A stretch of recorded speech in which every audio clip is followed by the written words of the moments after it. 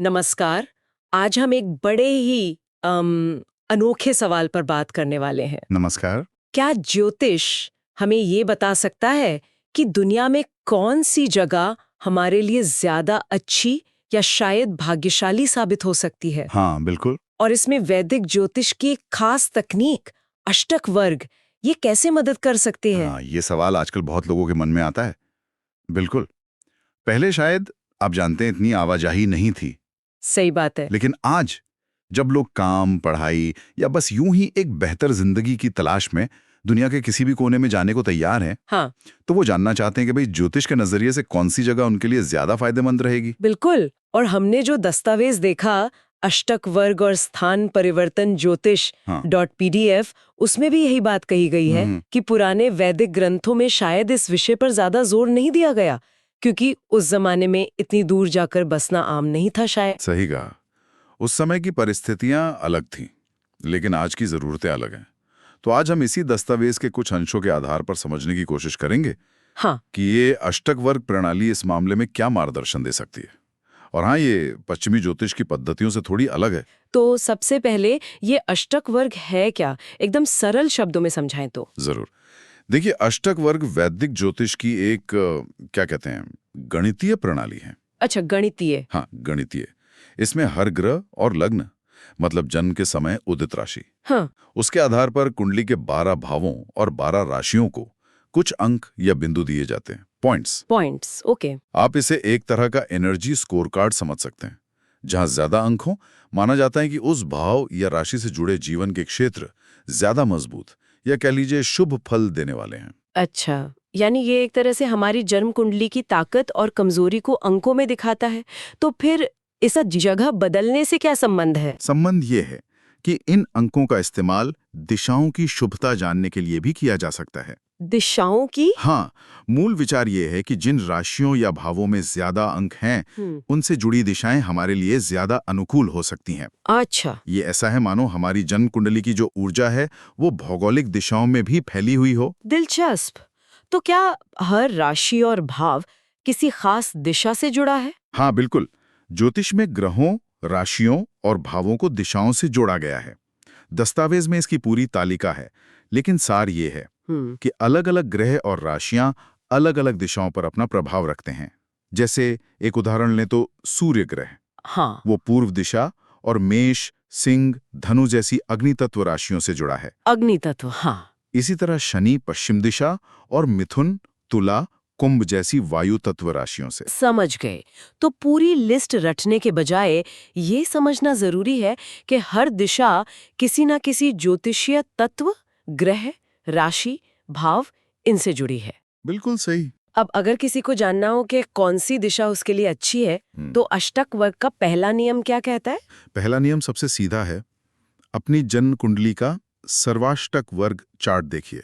सर्वाष्टक वर्ग चार्ट। हाँ, हाँ, ये वो चार्ट है जिसमें सभी ग्रहों द्वारा दिए गए कुल अंक हर राशि और भाव में लिखे होते हैं। अच्छा, इस चार्ट में जिस राशि साइन। में सबसे ज्यादा अंक हो, उस राशि से संबंधित दिशा में रहना या उस ओर जाना सबसे अच्छा माना जाता है। और ये दिशा कहाँ से देखनी है, मतलब भारत से या जहां हम अभी हैं वहां से? ये एक महत्वपूर्ण बिंदु है।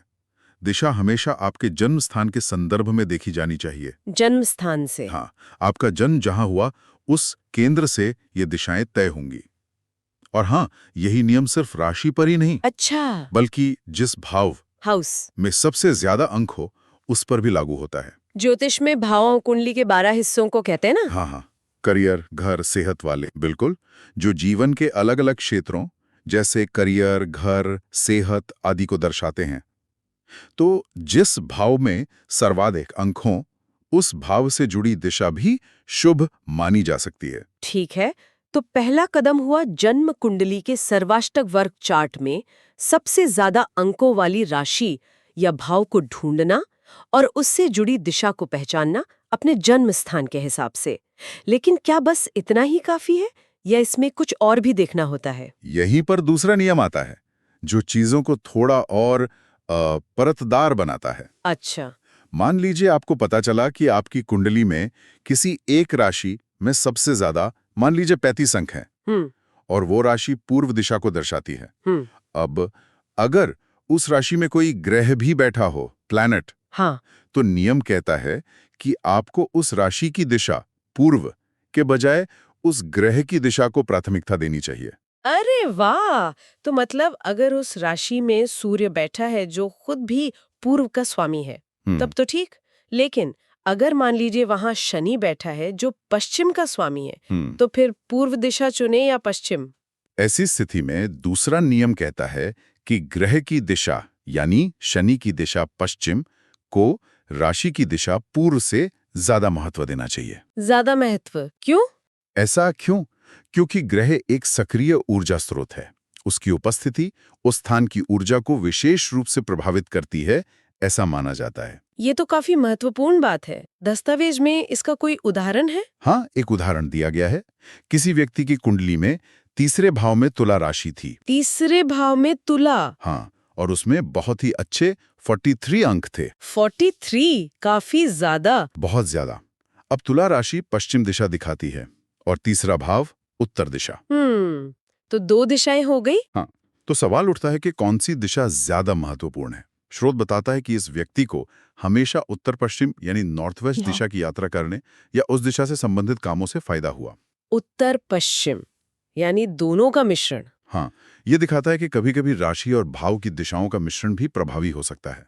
या जैसा नियम कहता है, अगर कोई महत्वपूर्ण ग्रह हो तो उसकी दिशा प्रमुख हो जाती है। अच्छा, और उस उदाहरण में ये भी लिखा था कि अगर उस भाव में केतु जैसा ग्रह होता तो उसे प्राथमिकता नहीं देते। इसका क्या मतलब है? इसका मतलब है कि ग्रह की प्रकृति भी मायने रखती है। देखिए, ज्योतिष में कुछ ग्रहों को स्वाभाविक रूप से शुभ माना जाता है, जैसे बृहस्पति, शुक्र। हाँ बिल्कुल, और कुछ को अशुभ या क्रूर, जैसे शनि, मंगल, राहु, केतु। नियम ये सुझाता है कि अगर उच्च अंकों वाली राशि में कोई बलवान और शुभ ग्रह बैठा हो तो उसकी दिशा को प्राथमिकता देना ज्यादा फायदेमंद है। हाँ। केतु जैसे ग्रहों को आमतौर पर उतना बलवान या दिशा निर्धारण के लिए प्राथमिक नहीं माना जाता। समझ गए। तो ये तरीका तो हमारी जन्म कुंडली पर आधारित है, पर हमने सुना है कि एक और तरीका है जिसमें नई जगह के हिसाब से कुंडली बनाई जाती है। बिल्कुल, ये तीसरा दिशा निर्देश है और ये काफी अलग और दिलचस्प है। बताइए। इसमें कहा गया है कि आप जिस नई जगह जाने का सोच रहे हैं, उस जगह के देशांतर, लॉन्गिट्यूड और अक्षांश, लैटिट्यूड, हाँ। उनका इस्तेमाल करके एक नई कुंडली बना सकते हैं। इसे स्थान परिवर्तन कुंडली या अंग्रेजी में रिलोकेशन चार्ट कहते हैं। तो इसमें जन्म की तारीख और समय वही रहेगा, बस कुंडली बनाने की जगह बदल जाएगी? ऐसा करने से क्या होगा? हाँ, जन्म का यूनिवर्सल टाइम यूटी वही रहता है, लेकिन क्योंकि जगह बदल गई है, वहां का स्थानीय समय अलग होगा। अच्छा। और जन्म के समय उदित होने वाली राशि, लग्न, वो भी बदल सकती है। ओह, इससे पूरी कुंडली का ढांचा बदल जाता है, खासकर भावों की स्थिति। ये कुछ ऐसा है जैसे मान लीजिए आप एक ही संगीत को अलग-अलग कॉन्सर्ट हॉल में सुन रहे हो। हाँ। संगीत वही है, पर हॉल की बनावट, एकूस्टिक्स बदलने से उसका आप पर असर बदल जाता है। वाह, ये तो बढ़िया उदाहरण है। तो इस नई स्थान परिवर्तन कुंडली में हमें क्या देखना होता है? इस नई कुंडली में फिर से अष्टकवर्ग अंकों का वितरण देखा जाता है, लेकिन अब मतलब थोड़ा बदल जाता है। देखिए। हाँ, अगर इस नई कुंडली के 10वें भाव, जो करियर और समाज में मान सम्मान का होता है, हाँ, 10वां भाव, और 11वें भाव जो लाभ, आय और इच्छा पूर्ति का होता है, लाभ स्थान, हाँ, अगर इन दोनों भावों में अच्छे अंक हैं तो इसका मतलब है कि वो नई जगह आपके काम धंधे और आर्थिक तरक्की के लिए अच्छी हो सकती है। अच्छा। यदि 7वें भाव जो साझेदारी, विवाह और रिश्तों का होता है, उसमें ज्यादा अंक हैं तो वो जगह रोमांटिक रिश्तों या शादी के लिए अनुकूल हो सकती है। रिश्तों के लिए ठीक है। और अगर चौथे भाव जो घर, परिवार, माँ और मन के सुख का होता है, उसमें उच्च अंक हैं तो वो जगह घरेलू शांति, परिवार बसाने और मानसिक सुकून के लिए बेहतर हो सकती है। घर और शांति के लिए चौथा भाव। बिल्कुल। और अगर लग्न यानी पहला भाव जो सेहत, व्यक्तित्व और समग्र जीवन का होता है, उसमें सबसे ज्यादा अंक हो तो वो जगह आपकी सेहत और ओवरऑल तरक्की के लिए अच्छी मानी जाती है। ये तो कमाल है। मतलब सिर्फ जगह बदलने से ज्योतिषीय दृष्टिकोण से जीवन के अलग-अलग पहलू बेहतर या कमजोर होने की संभावना बदल सकती है, जबकि हमारा जन्म समय वही है। हाँ, यही तो इसकी खूबी है। ये दिखाता है कि ज्योतिष सिर्फ हमारे अंदरूनी गुणों या भाग्य को ही नहीं, बल्कि हमारे बाहरी वातावरण या कहें तो भौगोलिक स्थिति के प्रभाव को भी महत्व देता है। ठीक है, ये स्थान परिवर्तन कुंडली का विश्लेषण हुआ।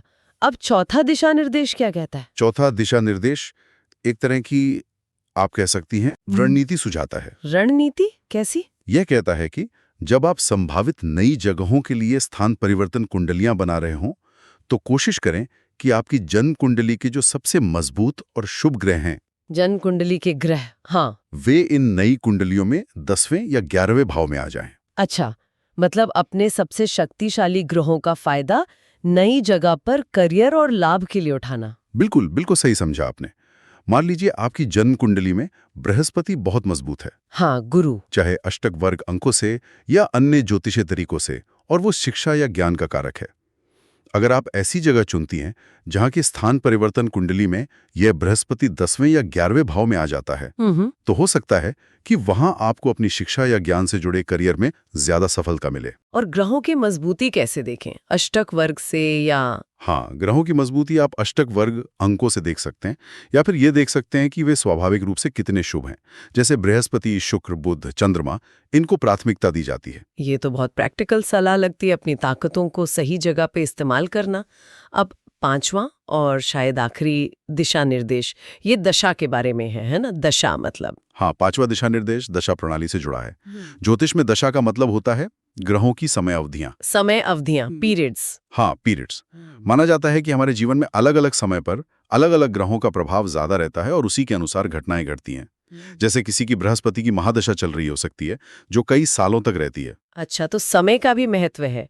तो इस दशा के संदर्भ में स्थान परिवर्तन के लिए क्या देखना चाहिए? नियम कहता है कि आप जिस समय स्थान परिवर्तन कर रहे हैं या करने का सोच रहे हैं, उस समय आपकी जो मुख्य ग्रह दशा चल रही है, हाँ, उस दशा का स्वामी ग्रह, जिसे दशा लॉर्ड कहते हैं, वो आपकी स्थान परिवर्तन कुंडली में अच्छे भावों में स्थित होना चाहिए। अच्छे भाव कौन से?